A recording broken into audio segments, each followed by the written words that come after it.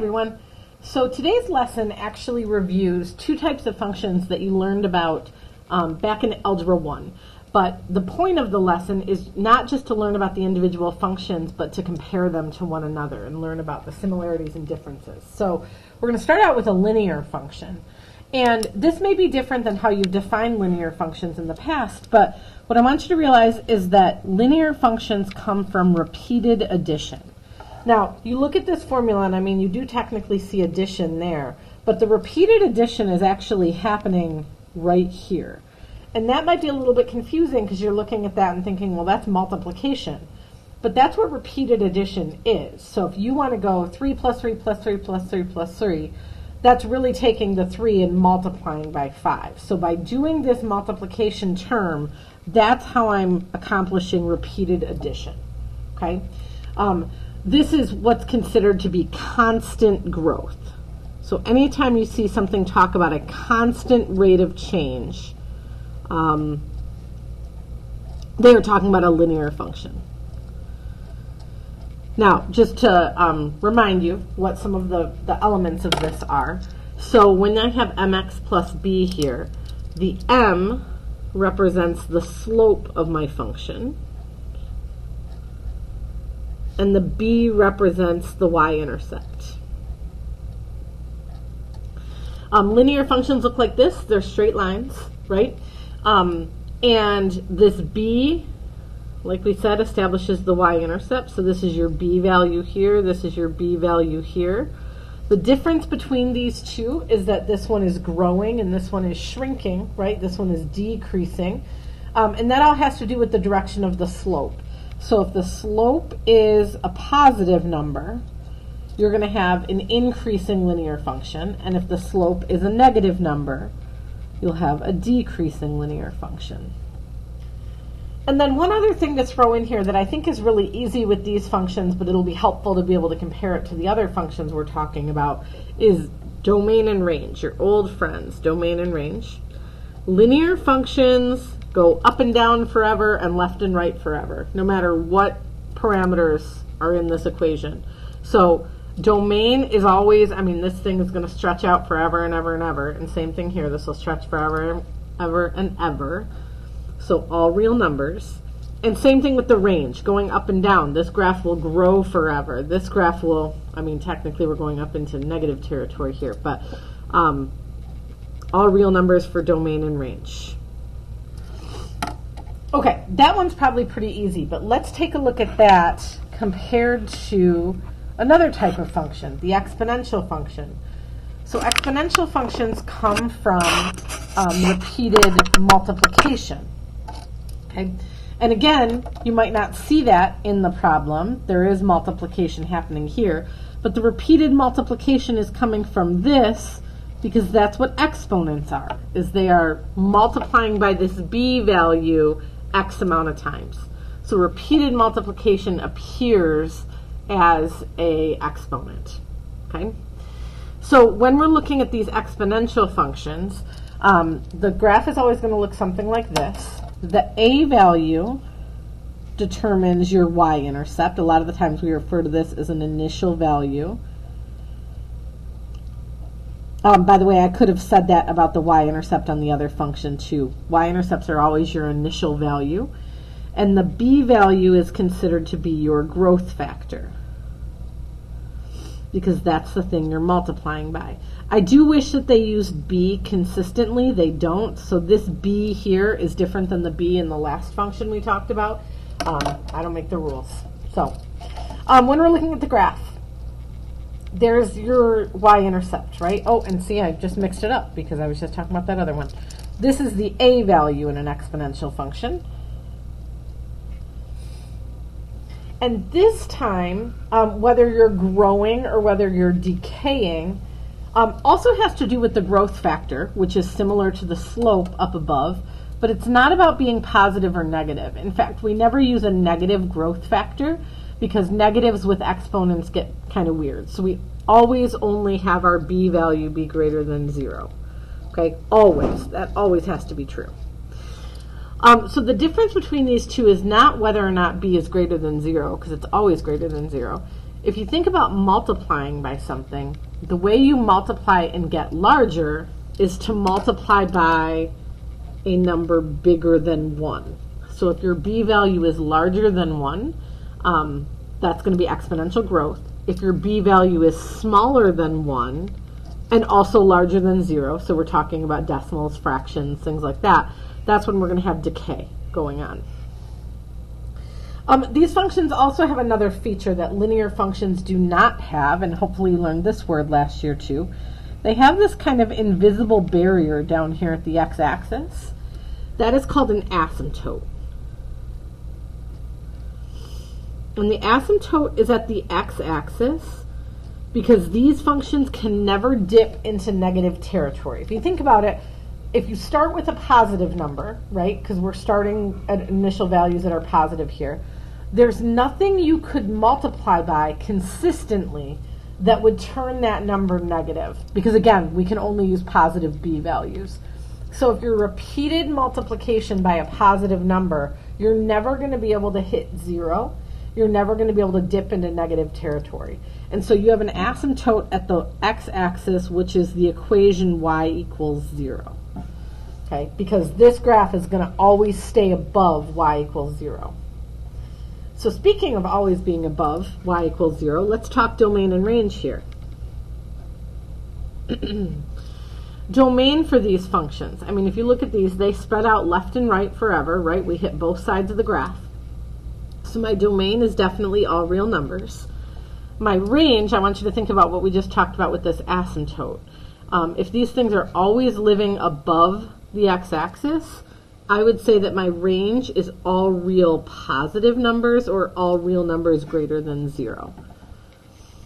We're not including 0 because this thing never touches 0. So those are the important things for you to understand. Now, if you're talking about the two functions kind of side by side, the other thing I want you to understand is just which one is growing faster.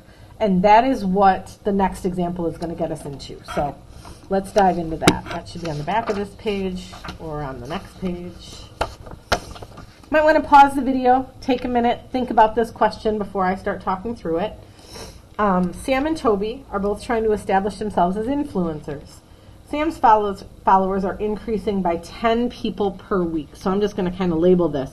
Increasing by 10 per week, that means we're adding 10 every week. Okay? Toby's are increasing by 10% per week.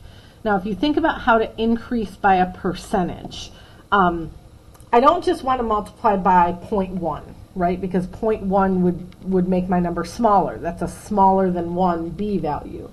So the way that we increase by 10% is we keep our 100%. This should sound familiar to you from last year. We add on 10%. Whoops, 10%. And so what we really want to be thinking about is what is 110% of the followers that I had last week. This is how we grow, right? We keep 100% and we add 10%. And then what I have to do is turn this thing into a decimal by moving the decimal over twice. So this is a 1.10.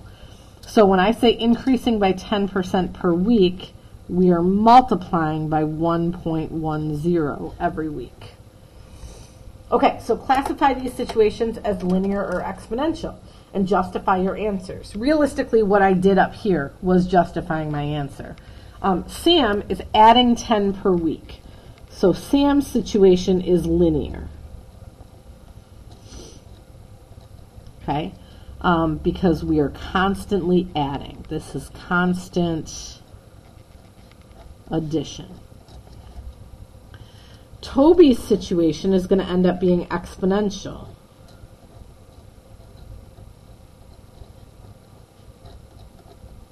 That's a much longer word than I expected it to be. Because in Toby's situation, we are doing constant multiplying.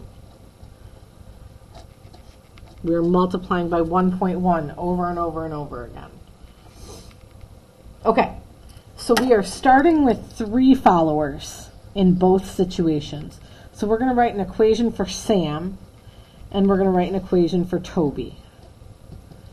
For Sam, number of followers is starting at 3. And I guess I can do that for Toby too. Followers are starting at 3. And we want to say that we are adding 10 people per week. That's what that equation is saying. For Toby, we're starting at 3, and we're multiplying by that 1.10 every week. So you can see the linear equation that came out of this one, the exponential equation that came out of this one. So now the question is, who's more likely to make it as an influencer, and why? I don't have my camera set up to be able to show you Desmos right now. I would love to be able to. But what I want you to realize is that while a linear function has growth that is steady, right?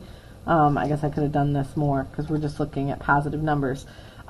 Sam's following is going to just steadily grow, which is great, okay?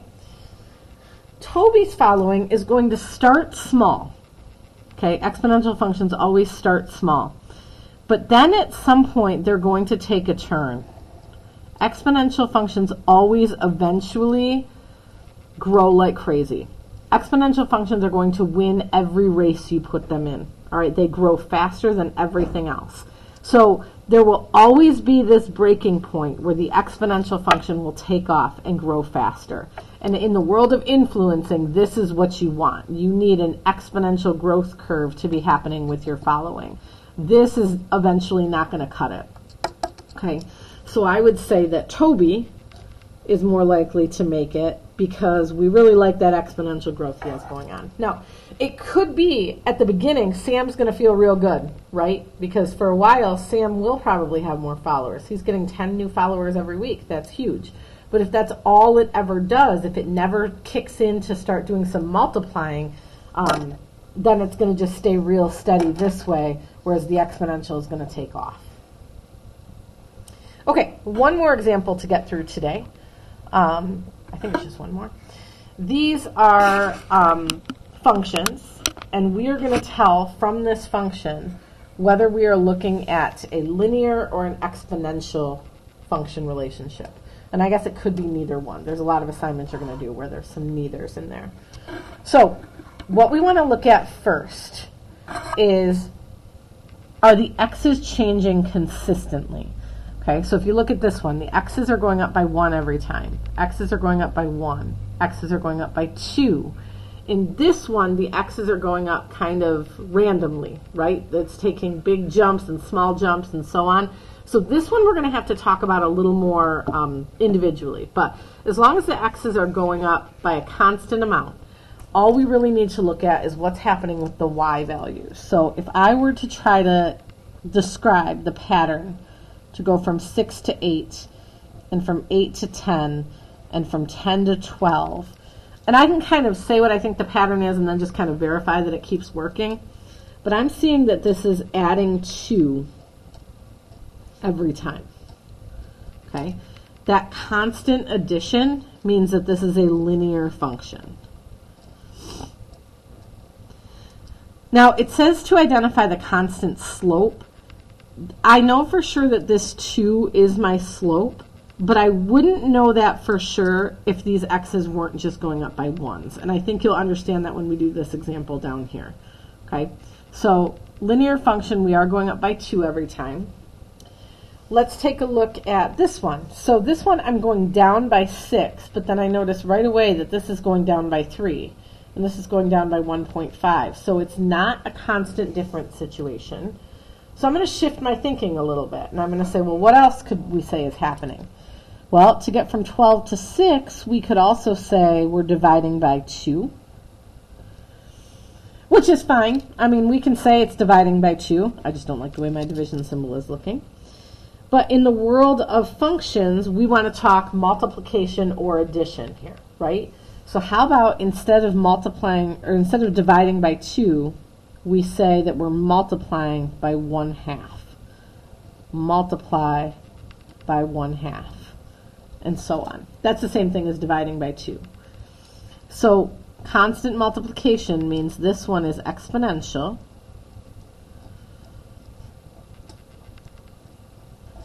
with a constant ratio of 1/2. Which, by the way, in this case, that would also be the b value in your equation. The b value is 1/2. And I want to talk about that difference here in just a minute. Okay, next one. If I look at my y values, I can see that we are jumping by 9, multiplying by 9. So times 9, times 9. Okay? And so I feel very safe saying that this is exponential.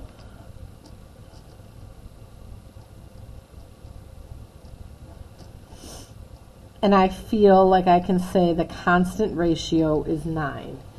I do want to clarify the difference between this and this, okay? Because yes, my constant ratio that I'm seeing here in these numbers, I'm multiplying by 9 every time. But your x's are jumping by 2. And your b value should be what's happening for every one step on the x-axis. So if I had to figure out what b was, and technically these directions don't say I have to, but if I had to, I would want to be thinking about how do we multiply by something and then multiply again where the overall effect is 9? Like, what did I multiply by in between? And so if you think about that, if we were to multiply by 3 and then another 3, that would give us this in-between number, right?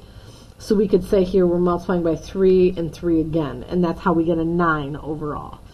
So if I was identifying my b value, the b value here would actually be 3, even though what I'm seeing is a multiple of 9.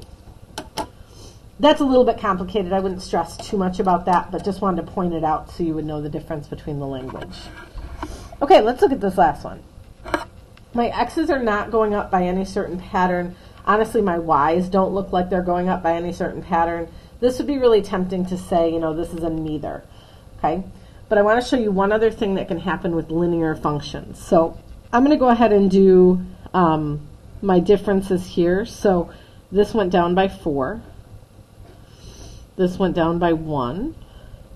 This went down by 2. Down by 1. Down by 3. Lots of negatives there. And what I want to do is compare that to what's happening with the x's. So if you look at my x's here, this actually went up by 4. This went up by 1. This went up by 2, up by 1, up by 3.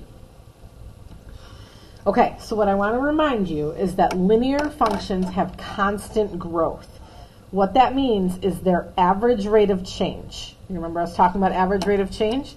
Average rate of change is always the same on a linear function, no matter which 2 points you look at. So if I was to figure out, based on what I just did in the table, if I wanted the average rate of change between each of these pairs of points, well, that would be change in y over change in x, right? So negative 4 over 4, which is the same as negative 1 over 1. If I look at how the y's are changing compared to how the x's are changing. Negative 2 over 2. These are all the same, right? Whoops, that's supposed to be a regular 2. Negative 1 over 1. And I probably really didn't have to write all of these to prove my point, but you're with me now. Since these ratios are all equal to each other, the ratio of change in y to change in x, that's enough for me to say that this function is linear. And that ratio that I'm seeing, that average rate of change, that is my slope. So that's my m value of negative 1. Okay, hopefully that's enough to get you going on this lesson. Feel free to ask questions in class when I see you next. And then we will carry on with this. We're going to add quadratics in with the next lesson.